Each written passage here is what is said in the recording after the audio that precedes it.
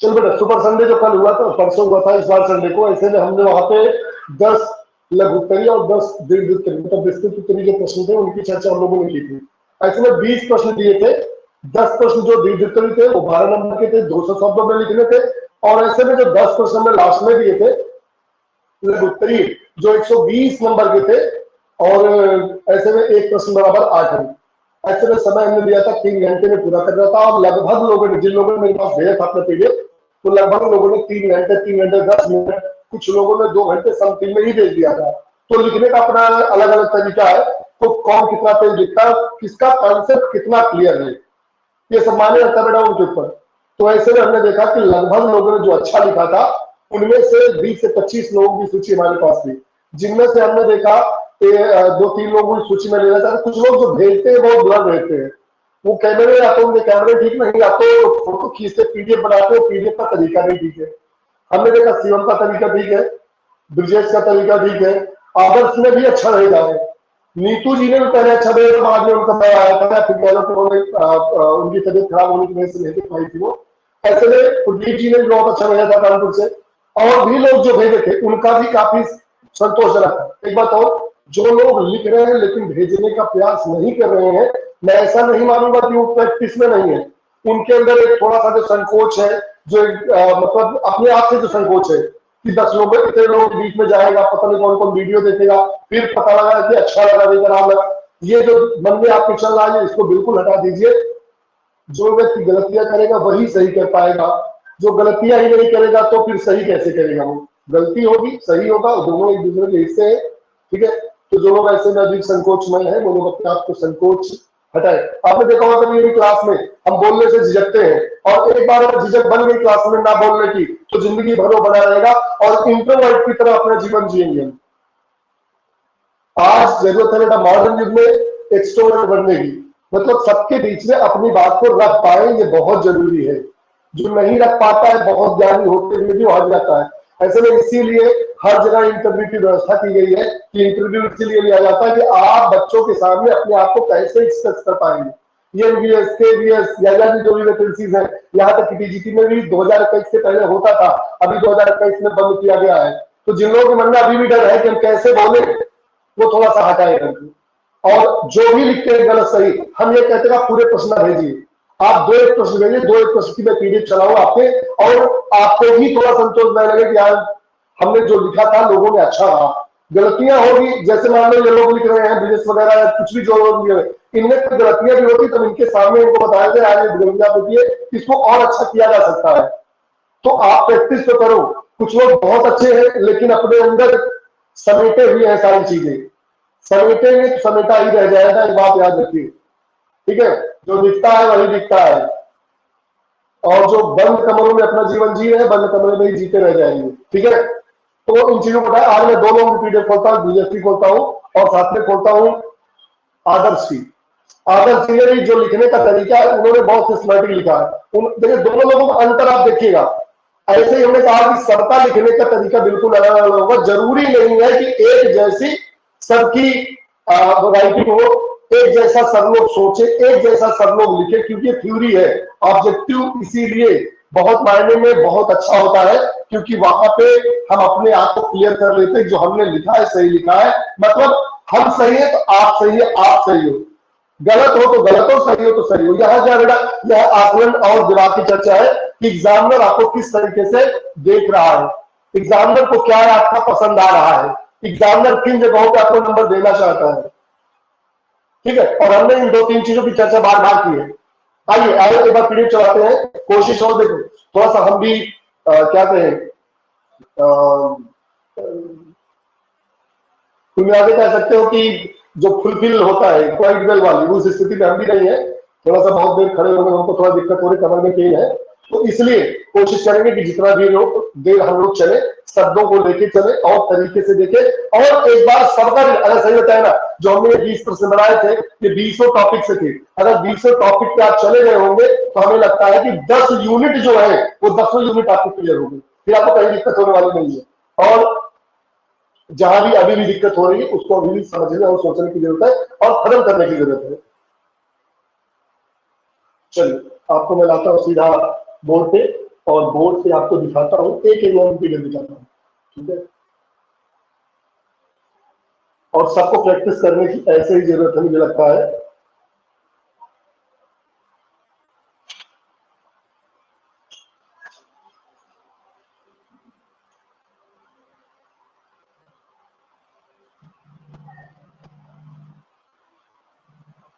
पहले बता दें कि बिल्कुल क्लियर दिख रहा है कि नहीं, दिखने में कहीं दिक्कत तो नहीं हो रही है।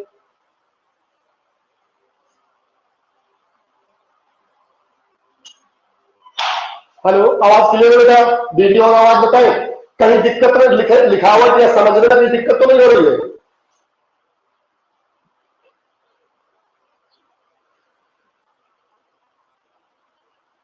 हेलो, ठीक है सर, ठीक है, कोई दिक्कत नहीं। कोई दिक्कत नहीं है। चलिए शुरू करता हूं। हमने कहा था बेटा 20 प्रश्न जो हमने बनाए थे उनमें से 10 दीर्घ उत्तरी बनाए थे, मतलब 20 नंबर के एक 20 प्रश्न 200 शब्दों में लिखना था, एक प्रश्न बराबर 12 नंबर थे, मतलब 10 नंबर 12 नंबर 120 नंबर।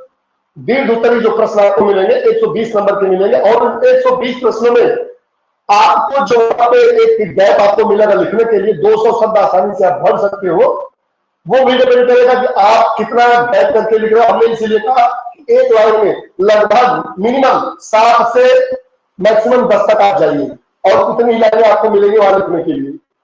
चलिए, सबसे पहला क्वेश्चन मेरा यूनिट 1 से हमने लिया था और 200 शब्दों में लिखने के लिए कहा था। ब्रिजेश द्वारा लिखा गया प्रश्न है, बाकी मैं फिर दिखाता हूं आज क्या नाम था, आदर्श का, आदर्श भदो।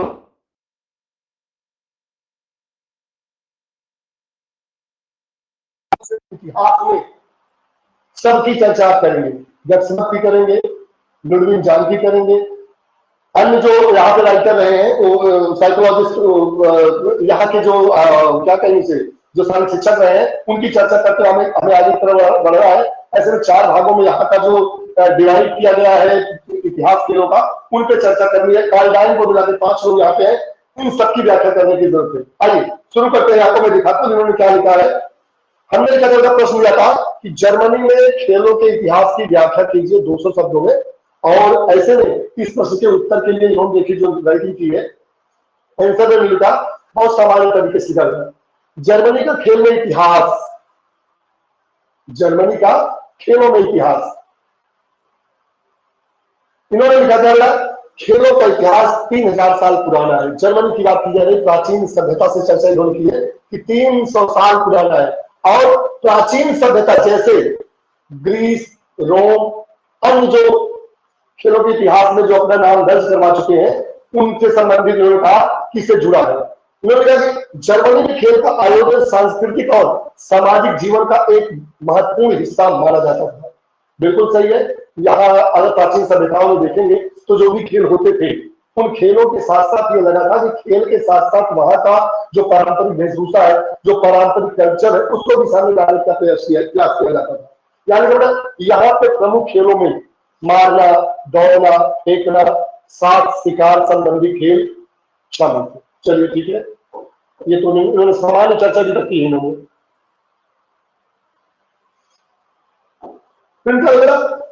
जर्मनी का राष्ट्रीय खेल होना फुटबॉल है। चलिए ठीक है, इन्होंने सामान्य चर्चा की है कब की, जो वर्तमान में है। अब आते हैं जो यहाँ का साहित्य शिक्षा का इतिहास रहा है उसकी चर्चा करते हैं। बेटा कि साहित्य शिक्षा के क्षेत्र में जर्मनी का इतिहास क्या है बेटा? सबसे पहले इन्होंने लिखा किसका बेटा? जॉन बर्नार्ड बेस्डो को दिया है। इन्होंने लिखा बेस्डो के बारे में परिचय दिया, और जरूरी था इतना परिचय। इन्होंने लिखा 1723 में इनका जन्म हुआ, 1790 में इनकी मृत्यु हुई। बिल्कुल क्लियर है, एक लाइन में इन्होंने क्लियर कर दिया। फिर उन्होंने क्या लिखा? आधुनिक साहित्य शिक्षा की चर्चा की। आधुनिक साहित्य शिक्षा के पिता कहे जाते थे कौन? John Bernard.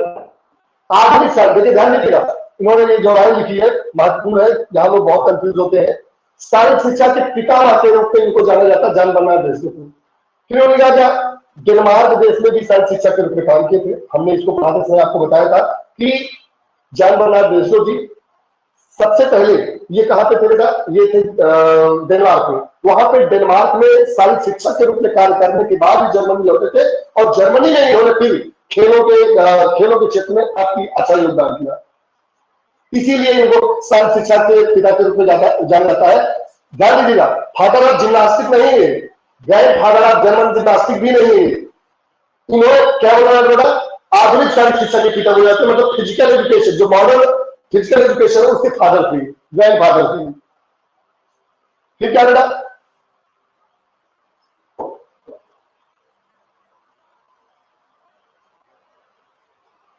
इन्होंने आगे बताया, क्या बताया, इन्होंने बताया कि 1774 में जो इन्होंने एक देशा, जिसे देशु बोलते हैं, देशा नामक स्थान पर प्राकृतिक पाठशाला, लेकिन इन्होंने जो हाईलाइटिंग की है कुछ अच्छी अच्छी चीजों को, कि अगर पूरा ना पढ़े कोई तो भी यहाँ पे देख सकता है।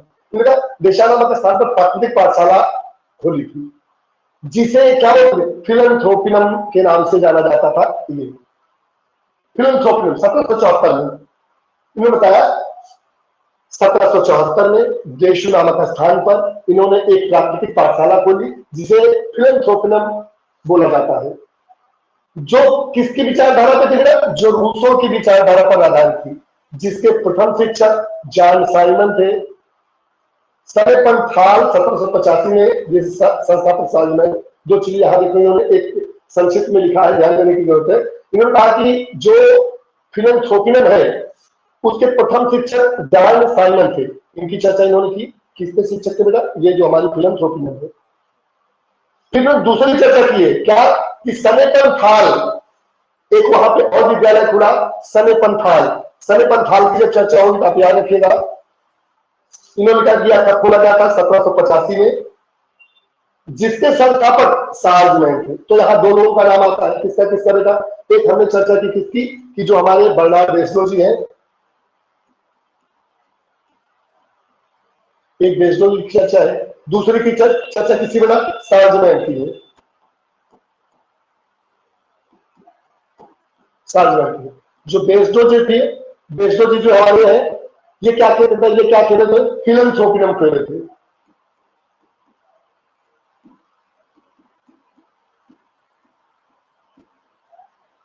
फिलंथ्रोपिनम एक पाठशाला थी जो रूसों की विचारधारा पर चलती थी। 1774 में कहा खोले थे बेटा, देशु नामक स्थान पर खोले थे। दूसरी चर्चा किसकी बेटा, सार्जमैन की है। सार्जमैन की जब चर्चा होती है तो इनका चर्चा क्या होगी बेटा, इन्होंने एक पाठशाला खोली थी जिसका नाम रखा था सनेपन्थाल।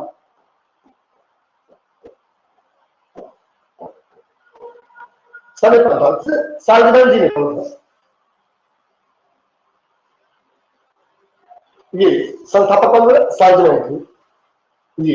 अब देखिए, दोनों ही जगहों पे एक एक शिक्षक रखे गए थे, उन शिक्षकों का नाम ब्रेसलो जी ने खोला, सार्जमैन जी ने खोला। ब्रेसलो जी ने फिलंथ्रोपिनम खोला, सार्जमैन जी ने सनेपन्थाल खोला। सनेपन्थाल के जो शिक्षक थे, वो कौन बेटा, साइमन जी थे, जॉन साइमन उनका पूरा नाम है।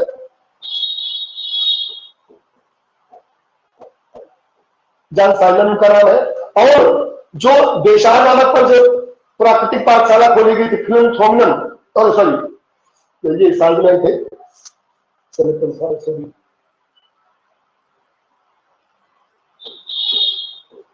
जो हमारी फिलंथ्रोपिनम है, फिलंथ्रोपिनम के जो शिक्षक थे वो जॉन साइमन जी हैं, इसके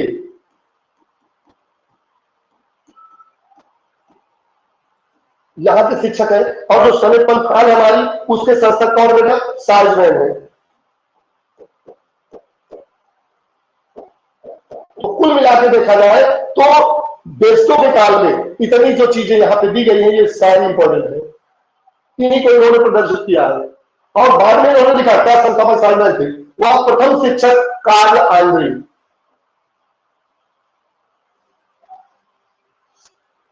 सार्जमैन ने सनेपन्थाल को खोला और इन्होंने शिक्षक किसको रखा बेटा, कार्ल आंद्रे को रखा, कार्ल आंद्रे को रखा। यहाँ पे कार्ल आंद्रे, यहाँ पे जॉन साइमन, यहाँ पे ब्रेसलो, यहाँ पे सार्जमैन, मतलब दो प्राथमिक जो पाठशालाएं खुली थी उन्हीं की चर्चा होनी है। एक फिलंथ्रोपिनम की चर्चा होनी है, एक हमारी जो सनेपन्थाल है इसकी चर्चा होनी है। इसके शिक्षक संस्थापक ये है, इसके संस्थापक हमारे ये क्या नाम है, ये अरे सारी शिक्षा जो पितामह है, हमारे आधुनिक सारी शिक्षा के जो पितामह है ब्रेसलो जी है, इनकी चर्चा हुई है। दोनों शिक्षकों की चर्चा होगी, दोनों शिक्षकों में बेटा दो शिक्षक जो है यहाँ पे जॉन साइमन की चर्चा और यहाँ पे कार्ल आंद्रे की चर्चा। तो इन्होंने सामान्य तरीके से जो लिखा है इसी को भी मैं दिखाऊंगा कि जो दूसरा पीडीएफ है जो क्या नाम उनका आदर्श जी ने लिखा है, काफी मिलता जुलता है दोनों लोग, लेकिन विचारधारा देखिए दोनों की अलग है। थोड़ा आगे इसको देख लिया जाए तो अब इन्होंने दूसरी जो चर्चा की बेटा, दूसरी चर्चा में इन्होंने लाया किसको लिखा है, जो यहाँ पे दूसरा एक काल चलता है, उस काल में अगर देखा जाए तो जॉन क्रिस्टोफर गत्समत की चर्चा होती है, जो दूसरे यहाँ के संघ शिक्षक के रूप में कार्य किए हैं उनकी चर्चा होगी। और इनकी चर्चा में अगर देखा जाएगा तो जो दूसरे यहाँ पे हमारे संघ शिक्षक थे जॉन क्रिस्टोफर गत्समत, गत्समत के नाम से बहुत प्रसिद्ध, कहीं ना कहीं यह प्रश्न आपसे ऑब्जेक्टिव में हर समय पूछा जाता रहा है कि गत्समत को किस रूप में जाना जाता है जर्मनी में, या जर्मन जिम्नास्टिक के फादर कौन है, ग्रैंड फादर कौन। देखिए यहाँ पे जर्मन जिम्नास्टिक के ग्रैंड फादर की चर्चा होगी, 3-4 चर्चाएं होती है। एक जर्मनी के जिम्नास्टिक के फादर कौन है, एक जर्मन जिम्नास्टिक के ग्रैंड फादर कौन है, पितामह जिसे बोला जाता है, और एक चर्चा होती है कौन सी कि आधुनिक शारीरिक शिक्षा के पितामह कौन है, पिता कौन है। ठीक है, तो यहाँ पे जो 3 प्रश्न है, 3 प्रश्नों को देखना है। पहला था बेटा फादर की चर्चा होती है, father of PE physical education, एक चर्चा ये होती है। एक होती है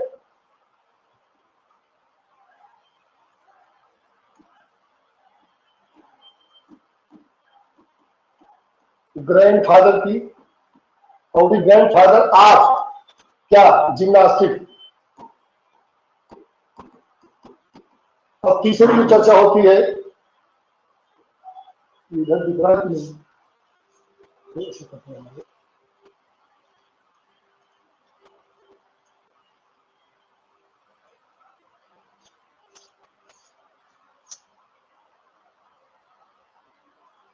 और जो तीसरी चर्चा जो की बेटा होती है, यह दूसरी चर्चा है। और जो तीसरा प्रश्न यहां से बनता है वो बनता है जर्मन जिम्नास्टिक तो क्या है फादर। 3 प्रकार के, एक grand father of physical education या फादर ऑफ फिजिकल एजुकेशन, एक ग्रैंड फादर ऑफ जिम्नास्टिक, और एक ग्रैंड जो जर्मन जिम्नास्टिक के फादर है या फादर ऑफ जर्मन जिम्नास्टिक है। 3 नाम यहाँ पे है। तो 3 नामों में ये यहाँ पे जो नाम आएगा ये आपके जिनकी भी चर्चा हम लोग पहले के हैं वो आ जाएंगे आपके। ठीक है, जिन्होंने यहाँ पे एक प्राकृतिक पाठशाला खोली थी या जिनके नाम से अभी हम लोग आगे की तरफ देखे हैं, और उनका जो सामान्य परिचय था, जिनकी परिचय का कोई मोहताज नहीं था, बेसडो महोदय। तो बेसडो महोदय की वहां पे होगी, और बेसडो महोदय के साथ साथ अगर देखिए यहाँ पे कौन आए बेटा, यहाँ पे बेसडो की चर्चा होगी। यहाँ पे चर्चा होगी तो किसकी बेटे, क्रिस्टोफर गत्समत की होगी, गत्समत की होगी। और जब जर्मन जिम्नास्टिक की चर्चा होगी तो हमारे लुडविग जाल जी आएंगे।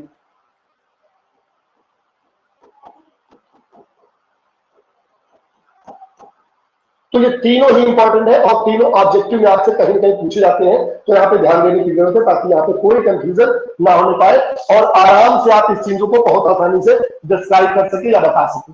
ठीक है, आइए आगे चलते लेकर के आपको और दिखाते हैं कि यहाँ का जो अन्य इतिहास है वो किस तरीके से आगे की तरफ बढ़ता है और किन किन लोगों ने किस तरीके की भूमिका जर्मनी में निभाई है। देखिए इन्होंने क्या कहा बेटा,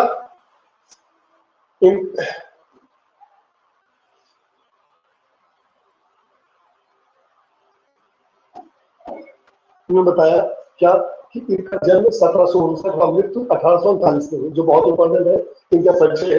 फिर क्या ग्रैंड फादर ऑफ जिम्नास्टिक कहा जाता है, जिम्नास्टिक का पितामह कहा जाता है। किसको बेटा, हमारे गत्समत। स्तनपनथाल में भी कार्य किए, कार्ल आंद्रे के स्थान पर शारीरिक शिक्षक के रूप में रहे। कार्ल आंद्रे जब हट गए थे यहाँ से तो इन्होंने कार्ल आंद्रे की जगह पर जो वहां पे खुला था प्राकृतिक पाठशाला खुली थी, जो पाठशाला स्तनपनथाल खोली गई थी उस स्तनपनथाल में इन्होंने काम किया था, क्योंकि स्तनपनथाल के जो संस्थापक थे उनके बाद जो शारीरिक शिक्षक थे ये कार्ल आंद्रे जी है, और कार्ल आंद्रे जब वहां पे छोड़े तो ऐसे में गत्समत जी वहां पे कार्य की थी। इनकी 2 प्रसिद्ध किताबें थी, 2 इन्होंने लिखा था, बहुत इंपॉर्टेंट है, जिम्नास्टिक फॉर द यंग और क्या गेम्स, 105 खेल इसमें शामिल है। ये कौन सी है जो गेम्स वाला पुस्तक लिखे थे, इनमें 105 खेलों की संरचना इन्होंने की थी, और दूसरी जो किताब थी बेटा जिम्नास्टिक फॉर द यंग की चर्चा की थी। फिर इन्होंने तीसरा पॉइंट क्या दिया बेटा, ये याद है फ्रेडरिक लुडविग जान के ऊपर। जो फ्रेडरिक लुडविग जान है यहाँ के तीसरे महान शारीरिक शिक्षक के रूप में कार्य करने वाले ऐसे व्यक्ति हैं। इनकी चर्चा देखिए इन्होंने कैसे की है। इन्होंने बताया कि जो फ्रेडरिक लुडविग जान है, जन्म 1778 में, मृत्यु क्या बेटा 1852 में। फादर ऑफ जर्मन जिम्नास्टिक के नाम से इनको जाना जाता है। ये बहुत इंपॉर्टेंट है, फादर ऑफ जर्मन जिम्नास्टिक। फिर क्या होगा, व्यायामशाला खोली जिसे टर्न क्लास कहा गया, वह उनके सिखाने वाले टर्नर नाम से जाने गए। ये इसको जान लीजिएगा, टर्न क्लास की चर्चा होती है कि टर्न क्लास के संस्थापक कौन थे। हमारे फ्रेडरिक लुडविग जान महोदय थे, और वहां पर जो सीखने वाले होते थे वो टर्नर बोला जाता था। बिल्कुल दोनों का एक है। इन्होंने एक मूवमेंट चलाया था, एक विचारधारा चलाई थी जिसको टर्न वेरियम मूवमेंट कहा गया था, कि जनक भी कहे जाते थे। इन्हीं के द्वारा जो टर्न वेरियम मूवमेंट है इन्होंने चलाया था, इसलिए टर्न वेरियम मूवमेंट के जनक की चर्चा होगी तो इनकी चर्चा हो जाएगी बेटा किसकी, लुडविग जान की। फिर 1891 टर्न क्लास व्यायामशाला बंद करा दी गई थी। आप लोगों ने इसके इतिहास में पढ़ा होगा कि उन्होंने जब इस तरीके की संस्थाएं खोली तो वहां पे बहुत अच्छे अच्छे खिलाड़ी आने लगे, और जो वहां का हिटलर वगैरह जो वहां पे शासक वगैरह थे उनके मन में डर पैदा होने लगा कि यार ये गैंग बनाने लगा है जो कैसे पौरुषवादियों का गैंग है, आने वाले समय में यदि चाहेगा तो बहुत गड़बड़ करवा देगा, किसी की भी हत्या, किसी को भी पूरी तरीके से जर्मनी में अपना प्रभुत्व बना करके सबको हायर कर सकता है, सबको हटा सकता है। सबके मन में डर पैदा हो गया, इसीलिए कुछ वहां पे गलत विचारधाराएं चली जिसकी वजह से हमारे जो लुडविग जान महोदय थे उनको जेल भी जाना पड़ा था। आइए उनकी चर्चा करते हैं। हमने कहा 1891 टर्न क्लास व्यायामशाला बंद करा दी गई, गिरोह चलाना बताकर जेल भेज दिया गया। मतलब सबके मन में जो वहां की सरकार थी उनके मन में आया कि ये गिरोह चला रहा है, यहाँ पे पौरुषवादी बच्चों को ये खौलाक बना रहा है और आने वाले समय में कभी भी कुछ भी कर सकता है। तो 1825 में जेल से सर्कल इस सर्कल किया गया कि जर्मनी में नहीं रहेंगे, और 1852 में टर्न क्लास को पुनः खोला गया। और जब ये खोला गया था, ये देखिए याद रखिएगा कब खोला गया, 1852। इनकी मृत्यु कब होगा, 1852 के लगभग। थोड़ा सा कुछ यहाँ पे 1819 में टर्न क्लास नहीं, टर्न क्लास तो पहले बना था। टर्न क्लास की चर्चा नहीं है, बंद करवाने की जो चर्चा है, बंद पहले मान लीजिए 1819 में बंद हुआ, ठीक है। फिर 1825 में इनको जेल भेज दिया गया, और जेल इसलिए भेजा गया कि ये यहाँ पे कार्य मतलब गिरोह चला रहे हैं, ये बता के हमारे जो जान जी है इनको भेज दिया गया। हाँ सर, लेकिन 1851 में लिखे हैं ना वो,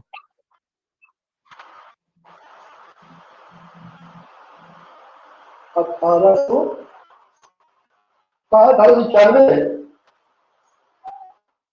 अच्छा, ये टर्न वेरियम मूवमेंट के जनक थे 1891 में, जनक थे 1819 में बंद हुआ था ना सर। बिल्कुल, ये उल्टा लिख दिया उन्होंने जल्दबाजी में। एक इधर वही सर अच्छा, बिल्कुल बिल्कुल जल्दबाजी की मीटिंग है। तो 1891 होगा ये टर्न वेरियम जो मूवमेंट था 1891 में खोला गया था। तो नहीं जानते थे, जेल चले गए थे, तो उसके बाद जब ये सब कुछ पाया कि नहीं यार इन्होंने जो कार्य किया था बहुत अच्छा कार्य था, जो हमारे लुडविग महोदय कार्य कर रहे थे बहुत अच्छा कार्य कर रहे थे, इनको तो गलती से जेल में डाल दिया गया। तो जब टर्न वेरियम को खोला गया, दोबारा में ओपन किया गया, इन्होंने जर्मनी में नहीं रहेंगे, और 1852 में टर्न क्लास को फिर से खोला गया।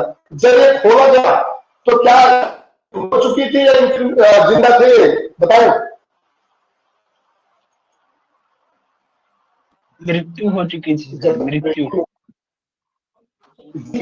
इनकी हो चुकी थी, ये पहले ही मर चुके थे। होता कभी कभी ना कि आदमी जिसने ही पूरा खत्म कर दिया अपना, मतलब किसी के आरोप में जीवन खत्म कर दिया, लेकिन बाद में जब फाइल तो पता था कि आगे तो गलत तरीके से जेल में चले गए, मतलब इनको जेल में नहीं जाना। तो रिहा, जी बोलिए सुभाष बोलिए। रुक के आ रही है हमारे में या सबके में, क्लियर कर दीजिए। बोले वीडियो क्या रुक जा रही है? वीडियो रुक रही है सर, वीडियो रुक रही है। रेडियो रुक रुक के आ रही है। एक मिनट बेटा मैं देख लेता हूँ, शायद अगर नेटवर्क की दिक्कत होगी तो मैं ठीक कर देता हूँ। ऐसे रहिएगा। 5G 5G 5G 5G।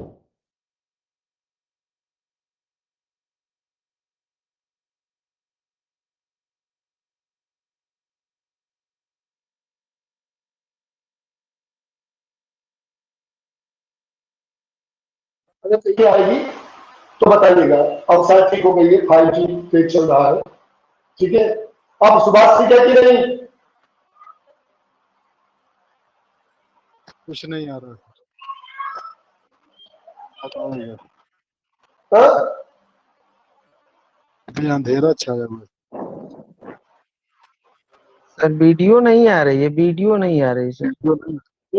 हाँ, अब रिकॉर्डिंग फिर से आ रही है, कोई दिक्कत नहीं। ठीक है, चलिए हम लोग फ्रेडरिक की लुडिंग की जान की चर्चा कर रहे थे और ये चर्चा हमारी पूरी हो गई। एक बार फिर से देख लेते हैं। इनका जो जन्म हुआ और मृत्यु, इसकी चर्चा हो गई है। Father of German gymnastic, very important. तो व्यायामशाला कौन टर्न क्लास कहा गया, जिसमें उन्होंने शहर वाले को टर्नर बोला था। तो टर्न क्लास में जो सीखने वाले थे टर्नर बोले जाते थे। टर्न बेबी मूवमेंट इन्होंने ही चलाया था, इसके जनक के रूप में जाने जाते हैं। 1819 में टर्न क्लास व्यायामशाला बंद करा दी गई थी। एक गिरोह चला, मतलब ये बताया गया कि गिरोह चला रहे हैं इसकी उपलक्ष्य में। फिर उन्होंने कहा 1825 में जेल से रिहा इस शर्त पे किया गया कि जर्मनी में नहीं रहोगी, मतलब उन्हें एक तरह से देशद्रोही की तरह ट्रीट किया गया और वे जर्मनी से बाहर रहने के लिए कर दिया गया था। बाद में 1852 में टर्न क्लास को पुनः खोला गया, लेकिन तब तक इनकी मृत्यु हो चुकी थी। फिर एक पुस्तक इन्होंने लिखी, जो पुस्तक लिखी था 1816 में, जर्मन जिम्नास्टिक। 1816 में टर्न जिम्नास्टिक और 1866 में इन्होंने ये पुस्तक लिखी थी। दो किताबें लिखी थी इन्होंने। एक 1866 में लिखी थी, आल जर्मन जिम्नास्टिक के नाम से थी, और जो 1816 में इन्होंने लिखी थी टर्न जिम्नास्टिक थी, जर्मन जिम्नास्टिक। तो दो किताबें थी बेटा, एक जर्मन जिम्नास्टिक इनकी है और एक आल जर्मन जिम्नास्टिक है। दो किताबें इन्होंने लिखी थी, दोनों किताबों की चर्चा होती है। इसके बाद इनका जो अगला यहाँ के व्यवस्थापक थे या फिर संस्थापक थे या कह लो जिन्होंने यहाँ पे सर्व शिक्षा के क्षेत्र में कार्य किया था, उनका नाम क्या था बेटा? तीसरे जो थे, चौथे, उनका नाम था एडोल्फ एस्टेसीज। अगर एडोल्फ एस्टेसीज की चर्चा की जाए तो विद्यालयों में जिम्नास्टिक या शारीरिक शिक्षा को जो लाने का श्रेय है वो इनको जाता है। किनको जाता है बेटा? हमारे एडोल्फ जी को। तो एडोल्फ एस्टेसीज की चर्चा की जाए तो जन्म इनका बेटा 1810 में, मृत्यु इनकी 1858 में हो गई, जो कि शारीरिक शिक्षा को जर्मनी में अनिवार्य विषय के रूप में लागू किया। कब बेटा? 1860। ये भी इंपॉर्टेंट प्रश्न है, एग्जाम में कई बार आ चुके हैं। ठीक है, कि किन्होंने जर्मनी के स्कूलों में किसने जिम्नास्टिक को अनिवार्य विषय के रूप में लागू करवाया? तो एडोल्फ एस्टेसीज जी थे। और यही पूछा जाता है कब लागू करवा देगा? 1860 में। दो महत्वपूर्ण किताब इन्होंने लिखी थी, जो दो किताबें इनकी महत्वपूर्ण है, वो थी बेटा सिस्टम ऑफ जिम्नास्टिक, कब बेटा? 1835 में, और प्रैक्टिकल मैनुअल फॉर जिम्नास्टिक 1848 में। ये दो किताबें किसकी बेटा? इनकी है। तो दो किताब इनकी थी, दो किताब इनकी बेटा हमारी जो टर्न बेबी मूवमेंट चलाए थे, दो किताब उनकी थी, और दो ही किताब हमारी किनकी थी बेटा? हमारी डॉक्टर महोदय की। तो इस तरीके से इन्होंने इस सब्जेक्ट को पूरा किया। आगे देखिए इन्होंने किसकी चर्चा की बेटा?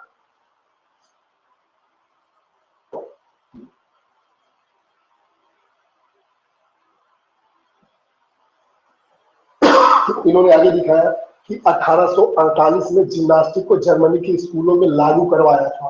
किसने बेटा? हमारे जो ये जिनकी चर्चा कर रहे जो राइटर हमारे हैं, इन्होंने लागू करवाया था।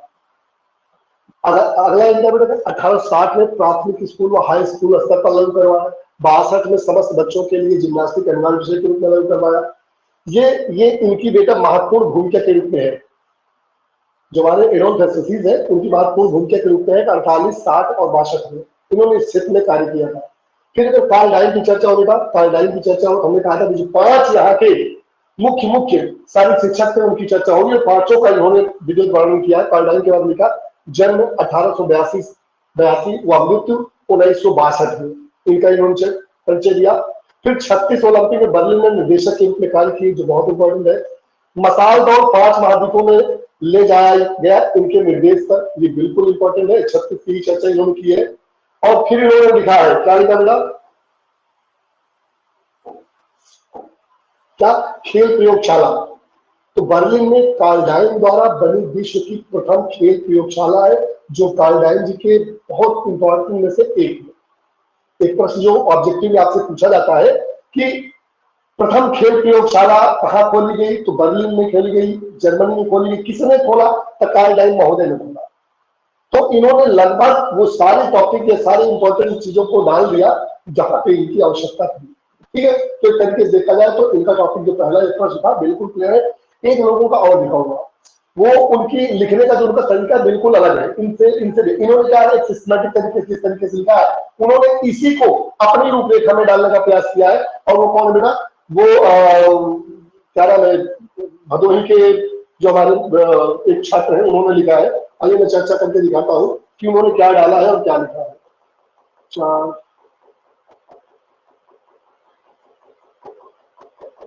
दो लोगों को कंक्लूजन करवाने पे थोड़ा सा कुछ विशेषताएं मिल जाती है कि यार ये ऐसे भी हो सकता है, क्या ऐसे भी लिखा जा सकता है क्या? 8, 9, 10 और ये उठा गया। ये थोड़ा सा उनकी जो मतलब है ना, कैमरे की जो इन की थोड़ा सा वो है, ब्राइटनेस वो थोड़ा सा कम है, इससे थोड़ा समझ में कम आता। लेकिन मैं उसको अपने एक तरीके से बताने का प्रयास करता हूं। अगर नहीं दिखेगा, दिख रहा कि नहीं बेटा? राइटिंग दिख रही कि नहीं?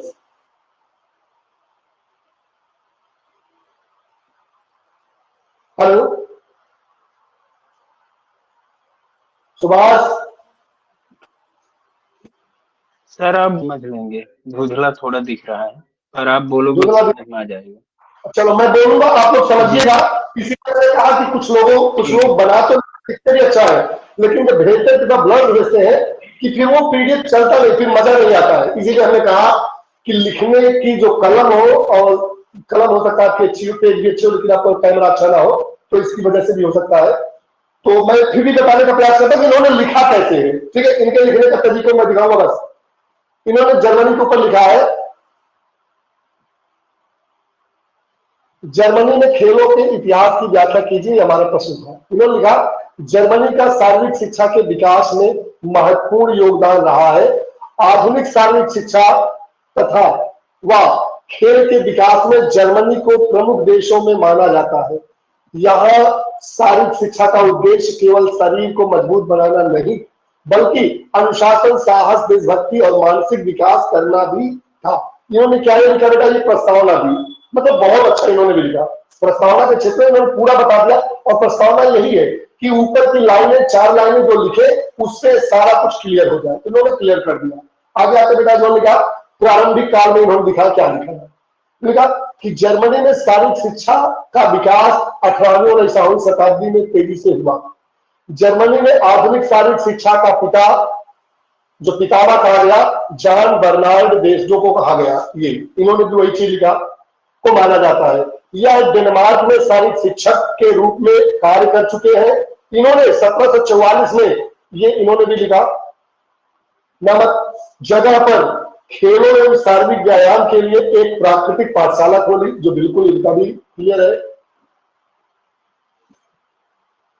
जगह को इन्होंने दिखाया, देशा नामक जगह थी, उससे इन्होंने चर्चा की। फिर इन्होंने एक एक करके देखिए आगे जो यहाँ के जो शारीरिक शिक्षक थे उनकी व्याख्या कैसे की। इन्होंने कहा था कि जॉन क्रिस्टोफर, जो फ्रेडरिक गट्समत है, जिम्नास्टिक का, जर्मन जिम्नास्टिक का पिता कहा माना जाता है। इन्होंने देखे, इन्होंने उसी लाइन में जोड़ते हुए चले गए। इन्होंने इंडिकेट थोड़ा सा जैसे भी किया, लेकिन एक लाइन में प्रयास किया है। जॉन जो क्रिस्टोफर गट्समत की चर्चा की, गट्समत की। उन्होंने कहा जर्मन जिम्नास्टिक का पितामह कहा जाता है किसको? गट्समत को। इन्होंने शारीरिक शिक्षा का वैज्ञानिक आधार दिया। उन्हें जिम्नास्टिक का जनक भी कहा जाता है, कहा गया, जिन्होंने व्यायाम और जिम्नास्टिक को देश को शिक्षा का महत्वपूर्ण भाग माना। चलिए ठीक है, कुल मिलाकर के जो कहना चाहा इन्होंने, उनको कहा जिम्नास्टिक का जनक, एक तरीके से कहा। ठीक है, जबकि इसीलिए पहले इन्होंने किया था, बाद में हमारे जो फ्रेडरिक जी थे बाद में आए, तो उन्होंने इस तरीके से जिम्नास्टिक की चर्चा की। अब देखिए लुडविग की जो चर्चा इन्होंने की है, लुडविग की चर्चा यहाँ पे से की। दूसरा इन्होंने हेडिंग डाली कि जर्मन जिम्नास्टिक आंदोलन, ये सर्व शिक्षा के क्षेत्र में जो जर्मन में जिम्नास्टिक आंदोलन है वो क्या था, वही उन्होंने चर्चा की है। जो उन्होंने एक एक लाइनों में अलग अलग लिखा था उसी को इन्होंने दूसरा रूप दे दिया। कि फ्रेडरिक लुडविग जान ने 1811 ईस्वी में जिम्नास्टिक आंदोलन किया। इन्होंने युवाओं में शक्ति, अनुशासन और राष्ट्रीय भावना विकसित करने के लिए व्यायाम को बढ़ावा दिया। इन्होंने टर्न क्लास नामक व्यायामशाला खोली। इसमें जिम्नास्टिक सीखने वालों को टर्नर कहा, वही सेम चीज उन्होंने की। 1819 में टर्न क्लास का सरकार द्वारा बंद करा दिया गया। इन्होंने डेट सही डाली है जिसपे भी व्याख्या हुई थी। फिर उन्होंने क्या लिखा, देखिए इन्होंने लिखा और लुडविग जान को जेल भेज दिया गया, वही चीज इन्होंने भी चर्चा की है। तब 1825 में जेल से रिहा होकर जिम्नास्टिक के लिए कार्य किया, लेकिन बाद में जर्मनी में रहने पर प्रतिबंध लगा दिया गया। ठीक है, उनके प्रयासों से कई जिम्नास्टिक क्लबों की एवं पुस्तकों की रचना एवं स्थापना हुई। चलिए ठीक है, आगे देखते हैं आगे इन्होंने क्या लिखा है, तो काफी कुछ और भी क्लियर हो जाएगा। देखना यह है कि जो शारीरिक शिक्षा के क्षेत्र में चर्चा हो रही थी इन्होंने पूरा लिखा है कि नहीं।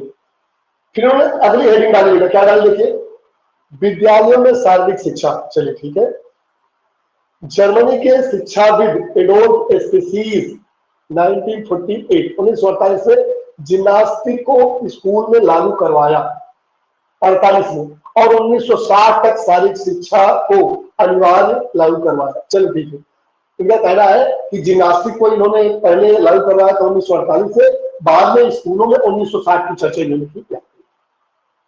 फिर स्पीसीज द्वारा शरीर के क्षेत्र, शारीरिक शिक्षा के क्षेत्र में 2 किताबें इन्होंने लिखी थी। एक सिस्टम ऑफ जिम्नास्टिक 1933 में लिखी थी, तथा प्रैक्टिकल मैनुअल फॉर जिम्नास्टिक 1948 में लिखी थी। व्यायाम, खेल, तैराकी, जिम्नास्टिक आदि को विद्यार्थियों के सर्वांगीण विकास के लिए आवश्यक माना। ठीक है, चलिए आगे देखते हैं।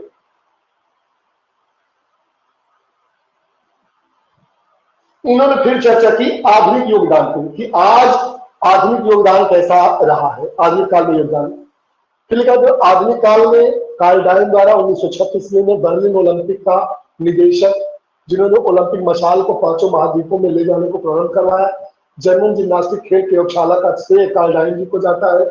जर्मनी ने खेल विज्ञान प्रदर्शन पद्धतियों को शारीरिक शिक्षा के शिक्षकों को प्रशिक्षण के रूप में महत्वपूर्ण योगदान दिया। ओलंपिक खेलों और अंतरराष्ट्रीय खेलों में जर्मनी की भागीदारी में शारीरिक शिक्षा को और विकसित किया। निष्कर्ष में इन्होंने क्या लिखा है, हम कह सकते हैं कि जर्मनी में शारीरिक शिक्षा को एक व्यवस्थित और वैज्ञानिक रूप प्रदान किया गया। गट्समत और फ्रेडरिक जान जैसे विद्वानों के योगदान से जर्मन पद्धति ने विश्व की शारीरिक शिक्षा को प्रभावित किया। अब बताएं, इन्होंने जो एक प्रारूप अपने तरीके से बनाया है, उस प्रारूप में और जो एक पहला पेज है, जो पहला पेज का मतलब जो ब्रिजेश जी ने लिखा था, इन दोनों लोगों में आपने देखा लिखने के तरीके में कितना अंतर है, जबकि दोनों लोगों ने बताने का पूरा प्रयास वही किया है। देखिए शारीरिक शिक्षा के क्षेत्र की चर्चा हुई है, ऐसे में मन से अपने लिखना था। फिर भी आप याद रखें कि जो जो मुख्य चीजें हैं, जो 5 वहां पे शारीरिक शिक्षा के क्षेत्र में महत्वपूर्ण भूमिका निभाने वाले संस्थापक हैं या कार्य करने वाले शारीरिक शिक्षक हैं, उन सभी की चर्चा होनी चाहिए। और जो आपके मुख्य, चाहे फ्रेडरिक लुडविग जान की चर्चा हो, चाहे आपके गट्समत की चर्चा हो, चाहे आपके जो भी अन्य शारीरिक शिक्षाविद रहे हैं, उनकी चर्चा स्पेशल सही दिशा में दिखनी चाहिए। ऐसे में इन्होंने भी दिखाने का प्रयास किया, सब कुछ दिया है, लेकिन इनका बताने का तरीका उन लोगों से बिल्कुल अलग है, कि मन में जो भी चीजें थी इन्होंने भी व्यक्त किया है। अब वो आपको समझना है कि सारी चीजें हमको कहाँ पे मिली, क्योंकि हमको सब कुछ दिखाना है। पॉइंट ज्यादा होने चाहिए, जितने पॉइंट उतने नंबर। हमें कहानी तो बताना है, लेकिन कहानी को ओरिजिनल रूपरेखा तब मिलेगी जब वहां के महत्वपूर्ण पॉइंट मिलेंगे। नहीं तो इतिहास के पन्नों में अगर कुछ भरना हो तो हम कुछ भी भर सकते हैं।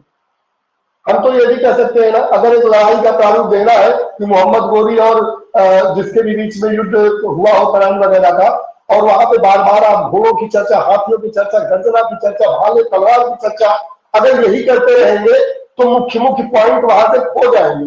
इतिहास को तो किसी भी तरीके से व्यक्त किया जा सकता है ना। तो जरूरी क्या रहेगा, हमें पॉइंट को प्रदर्शित करना। देखिए इनके व्यक्तित्व को लेकर उनके दोनों लोगों के व्यक्तित्व को लेते हैं कि इन्होंने क्या लिखा, उन्होंने क्या लिखा। ऐसे में चैप्टर नंबर 2 है, यूनिट नंबर 2 से यह प्रश्न है। और हमने प्रश्न पूछा था, क्या पूछा था कि व्यक्तित्व का अर्थ स्पष्ट करते हुए स्प्रिंगलर महोदय द्वारा व्यक्तित्व का वर्णन कीजिए। ऐसे में हमने जब व्यक्तित्व पर्सनालिटी को पढ़ाया था तो पर्सनालिटी में हमने 7 से 8 जो हमारे साइकोलॉजिस्ट थे उनकी सबकी चर्चा की है। हमने जूल की चर्चा की थी, सेल्डन की चर्चा की थी, स्प्रिंगलर की चर्चा की थी, बीन की चर्चा की थी, और भी कई लोग थे उनकी भी चर्चा की। लगभग 8 लोगों की चर्चा हमने एक ही ग्राफ में बताया है ताकि आपके दिमाग में कूट कूट के बह जाए। देखिए इन्होंने लिखा क्या है। सबसे पहला प्रश्न व्यक्तित्व का अर्थ, ये देखिए इन्होंने दिया कि नहीं। मनोविज्ञान के अनुसार व्यक्तित्व केवल शारीरिक दिखावा नहीं बल्कि व्यक्ति के सोचने, समझने, महसूस करने और व्यवहार करने का विशिष्ट व स्थिर तरीका है। यह उसके मानसिक, नैतिक, सामाजिक और संवेदनात्मक गुणों का संपूर्ण योग है जो दूसरों से अलग पहचान दिलाता है। बिल्कुल इन्होंने जो एक लाइन में बताने का प्रयास किया है कि व्हाट इज पर्सनालिटी या व्यक्तित्व क्या है, उसको इन्होंने बहुत बाकायदा बताया है। लेकिन हमने व्यक्तित्व का अर्थ भी पूछा था। अर्थ का मतलब है कि उसमें कुछ चीजों को डालना। इन्होंने 4 लाइन में जो लिखा गलत नहीं लिखा है, लेकिन अगर जो जोड़ना होता तो पर्सनालिटी जो व्यक्तित्व है उसको भी थोड़ा सा प्रदर्शित कर सकते थे कि व्यक्तित्व जो है, जो पर्सनालिटी है पर्सोना से लिया गया है, और पर्सोना का मतलब ये होता है, मुखौटा होता है, और उसके नीचे जो भी सारी चीजें लिखे इसको भी ऐड करते तो थोड़ा सा कुछ इंपॉर्टेंट और भी मिल जाता। अब मैं कर रहा हूं स्प्रिंगलर महोदय द्वारा व्यक्तित्व का वर्णन। अब देखिए स्प्रिंगलर की हमने चर्चा की थी, सीधा स्प्रिंगलर क्या है। अगर यह 200 शब्दों में लिखने के लिए था तो ऐसे में 200 शब्दों में कम से कम 50 शब्द तो हमारे अर्थ में जाना चाहिए, और लगभग 80 वर्ड जो बचते हैं वो हमारे स्प्रिंगलर महोदय द्वारा जो व्यक्तित्व का वर्णन है वहां पे चला जाए तो और अच्छा होगा। चलिए देखते हैं। इन्होंने लिखा जर्मन दार्शनिक और मनोवैज्ञानिक स्प्रिंगलर ने अपनी पुस्तक टाइम्स ऑफ मैन, इन्होंने पुस्तक का नाम बताया स्प्रिंगलर की, टाइम्स ऑफ मैन, मूल्य आधारित सिद्धांत पर व्यक्तित्व का वर्णन किया। उनके अनुसार व्यक्ति के जीवन का मूल ही उसके व्यक्तित्व का मूल आधार होता है। इन्होंने व्यक्तित्व के 6 प्रमुख भागों में बांटा। ठीक है, इन्होंने अलग अलग तरीके, क्योंकि यहाँ पे मूल्यों के आधार पे इन्होंने जो वर्णन किया है, मूल्य ही नहीं बल्कि सभी के जीवन का जो मूल्य होता है उसके आधार पर इन्होंने व्यक्तित्व का वर्णन किया था, जो बिल्कुल करेक्ट है। इन्होंने यह भी बताया कि 6 प्रमुख भागों में इन्होंने जो बांटा था उसकी भी चर्चा यहाँ पे हुई है। आइए आगे देखते हैं कि जो 6 विशिष्ट चर्चाएं थी। मैं थोड़ा सा बैठ के पढ़ा रहा हूँ क्योंकि थोड़ा सा पेन है मेरे कमर में। ठीक है, तो जहां जरूरत पड़ेगी वहां मैं खड़ा हो जाऊंगा, जहां नहीं जरूरत पड़ेगी मैं बैठे बैठे ही बताने का प्रयास करूंगा। ऐसे में एक मुद्दा आगे पीछे शायद इन्होंने स्क्रॉल कर लिया है, ये थोड़ा सा गड़बड़ हो रहा है क्योंकि इनका पेज जो है वो आगे पीछे लग गया है। इसीलिए हमने कहा था जब भेजिएगा तो पर्टिकुलर, ये भी नहीं है, ये भी नहीं है, ये स्पेशलाइजेशन है।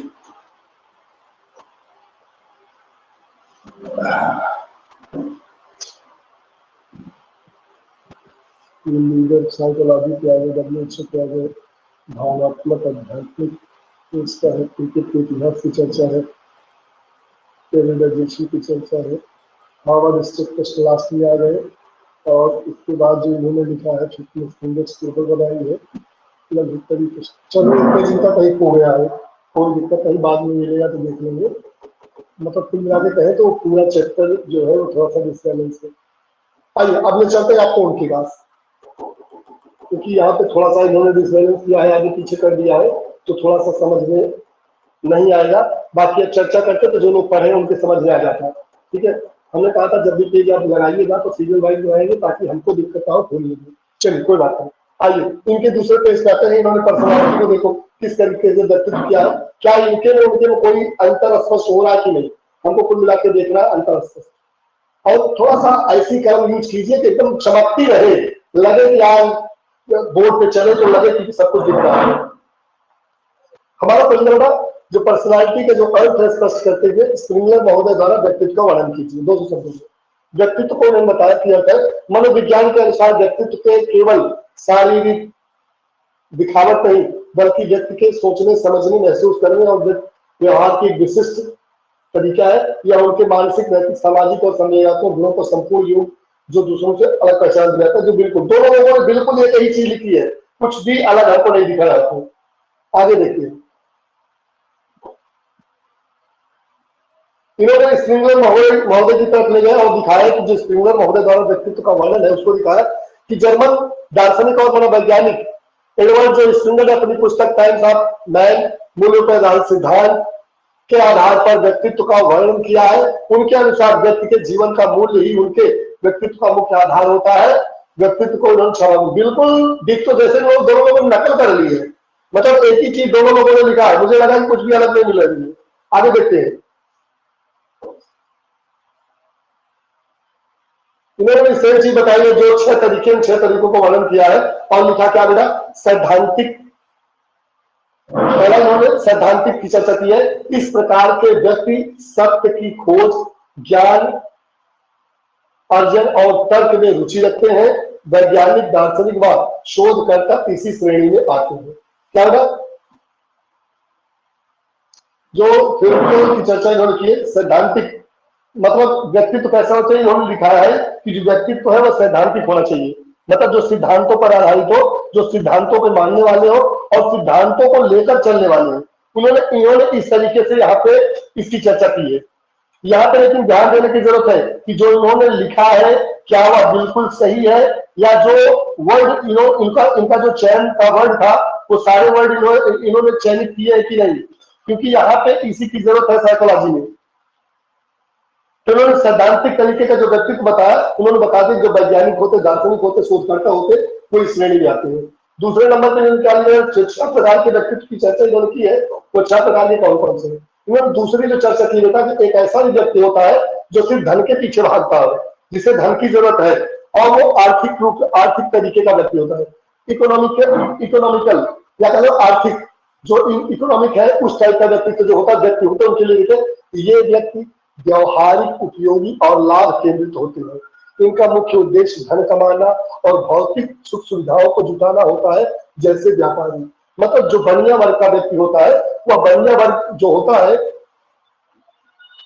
बनिया वर्ग इसी में आता है कि मतलब उसको क्या, उसे धन से लेकिन बनिया कोई जाति नहीं है। बनिया व्यवसायिक टाइप का व्यक्ति है जिसका दिमाग सिर्फ पैसे के ऊपर लगा रहता है। उसको पैसा मतलब यह होना चाहिए चाहे जहां से यह हो, तो उस टाइप के जो व्यक्ति होते हैं वो आर्थिक टाइप के होते हैं। तीसरा नंबर है छंदों प्रेमी वाले, छंदात्मक जो व्यक्ति होते हैं, जो एस्थेटिक होते हैं, उनकी चर्चा इन्होंने की है। इन्होंने इन लोगों को कला, प्राकृतिक और सुंदरता से प्रेम होता है। जीवन में सिद्धांत और रचनात्मक कार्यों को मूल्य देते हैं, जैसे कलाकार व कवि। जो कलाकार और कवि होता है उसको आप देखे होंगे, वो हर समय सुंदरता के पीछे भागता है। सुंदरता का मतलब उसको वर्णन करना, अगर एक बदसूरत भी कोई व्यक्ति हो, उसको भी अगर वो कला के माध्यम से बताना चाहे तो हो सकता है जो सांवला कलर है उसको वो श्याम कलर कहके और उसका वर्णन कुछ इस तरीके से कर देगा कि आपको लगेगा वास्तव में उसकी जो ब्यूटी थी बहुत अजीब। वो बताने का तरीका होगा, तरीके से ही पता चलता है कि लोग वर्णन कैसे कर रहे हैं। तो वर्णनात्मक जो टाइप के व्यक्ति होते हैं, जो संज्ञानात्मक टाइप के व्यक्ति होते हैं, वो सुंदरता को ध्यान देते हैं और कलाकार और कवि इसी श्रेणी में आती है। फिर उन्होंने बता दिया एक सामाजिक टाइप का जो व्यक्ति होता है वो क्या करता है, उसकी चर्चा इन्होंने की है। चौथे नंबर पर इन्होंने कहा कि सामाजिक जो होगा ये परोपकारी, दयालु व मिलनसार होते हैं। ये निस्वार्थ से दूसरों की मदद करते हैं और जन पर विश्वास रखते हैं। बिल्कुल करके सभी लोग जानते हैं कि कुछ व्यक्ति ऐसे भी होते हैं समाज में जो दूसरों के सुख और दुख दोनों में लग जाते हैं। सुख में चाहे थोड़ा समय के, दुख में और ज्यादा शामिल हो जाते हैं। ये क्या रहेगा, ये सामाजिक टाइप को। इसी में नेता वगैरह सब इसी में आते हैं। जो नेता है, राजनेता वगैरह सब इसी में आते हैं। वो अलग की बात है कि नेताओं के गुण व्यक्तित्व कैसे है, आपसे वो मिल जाता है, ठीक है। लेकिन जो नेता टाइप के व्यक्ति होते हैं, सोशल वर्कर ऐसे ही होते थे। जो सोशल वेलफेयर वाली सोसाइटी लगती है सब इसी के ऊपर आधारित होती है, राजनीतिक होती है, पॉलिटिकल होती है। इस प्रकार के लोग सत्ता, प्रभाव और महत्व के भूखे होते हैं। ये दूसरों पर नियंत्रण रखना और प्रसिद्धि पाना पसंद करते हैं, जैसे राजनेता। आज के जितने भी राजनेता है आप देखेंगे कि इस समाज में जो 6 लोगों की तरह बताए गए, ये 6 लोग मिलते हैं आपको, आप ध्यान से देखेंगे तो मिल जाएंगे। यह आपका जो 5वां व्यक्तित्व है जो राजनैतिक टाइप का है। कुछ लोग ऐसे होते हैं जिनके मन में नेता बनने की प्रबल इच्छा होती है। तो जैसे यूनिवर्सिटी, जैसे गांव में रहेंगे गांव के नेता, यूनिवर्सिटी में यूनिवर्सिटी के नेता, और ऊपर गए तो राजनेता, मतलब राज के इस तरीके से अपने आप को बढ़ाते हैं। हर समय उनके मन में एक ही बात हो, चाहे दुनिया एक घंटी घर हो जाए, यहाँ तक कि शादी विवाह नहीं करना चाहते हैं नेता के चक्कर में, कि मतलब हमको सत्ता मिलनी चाहिए चाहे जैसे मिलनी चाहिए। वो क्या बेटा उस टाइप के नेता भी हमारे बीच में होते हैं। अगला देखिए पॉइंट क्या डाला है, धार्मिक टाइप के लोग होते हैं। धार्मिक टाइप के यह व्यक्ति आस्था, आध्यात्मिक प्रकृति के होते हैं, ब्रह्मांड, नैतिकता और ईश्वरीय सत्ता में विश्वास रखने वाले होते हैं। निष्कर्ष में लिखा है मानव व्यवहार और समझने में उनके व्यक्तिगत आदर्श एवं मूल्य एक महत्वपूर्ण भूमिका निभाती है। ये जो अभी जितनी भी चर्चा हम लोगों ने की है, अगर इसकी बात की जाए, जो ये वाले व्यक्तित्व होते हैं जो धार्मिक टाइप के होते हैं, इनको मैंने देखा है और हमने कल इसका साक्षात उदाहरण देखा। हम लोगों को लगता है यार कि जो पूजा पाठ करते हैं ना, सबके मन में कपट ही होता है, मतलब ऐसा लगता है। जब कहीं जाओ तो थोड़ी देर वो प्रवचन करते, थोड़ी देर बाद वो दूसरे मामलों में लिप्त हो जाते, तो लगता है यार ये सब दिखावा है। लेकिन हमने कुछ ऐसे भी लोगों को देखा है कि जो आस्तिक है तो है, वो उनका एक सुबह से शाम तक का काम है कि दिन भर में जब तक वो 1 घंटा भाव भजन नहीं करे, और भाव भजन नहीं करते जैसे लीन होके करते, आंखें बंद कर लिए हनुमान जी की जो चौपाई है पढ़ते चले जा रहे, और इतना मग्न है कि लगा कि यार इनके अंदर भाव से पढ़ रहे, वो दिखावा नहीं है। आज के बहुत सारे ऐसे लोग आ गए जो सिर्फ पैसे के पीछे भाग रहे हैं, 2 वर्ड बोलना चाहते हैं, वहां भी पैसा उनको दिखना चाहिए। ऐसे धार्मिक टाइप के लोग हैं, तो वो क्या हमारी धार्मिकता को खत्म कर रहे हैं। लेकिन कुछ ऐसे भी लोग हैं जो दिखावा नहीं करते हैं, लेकिन वो धर्म प्रधान होते हैं। तो ऐसे जो ये 6 टाइप के व्यक्तित्व है, या हमारे स्प्रिंगलर महोदय ने बताया कि हमारे समाज में कुल 6 प्रकार के लोग मिलते हैं, और ये 6 प्रकार के जो लोग हैं ये आप आसानी से इनको देख सकते हैं। वैज्ञानिक टाइप के हो सकते हैं, जिनकी सोच विचार इस तरीके की होगी, ठीक है। दूसरा इन्होंने बताया एक नेता टाइप का व्यक्तित्व हो सकता है, एक सामाजिक व्यक्तित्व हो सकता है, और इन्होंने बताया कि धार्मिक टाइप के लोग हो सकते हैं, धार्मिक टाइप के। तो और एक सौंदर्य प्रेमी हो सकते हैं, जो सुंदरता से प्रेम करते हैं, जो प्रकृति प्रेमी हो सकते हैं। तो वैज्ञानिक हो सकता है, नेता हो सकता है, सामाजिक हो सकता है, धार्मिक हो सकता है, सैद्धांतिक हो सकता है। और क्या बच रहा भाई, एक और कौन सा बच रहा है?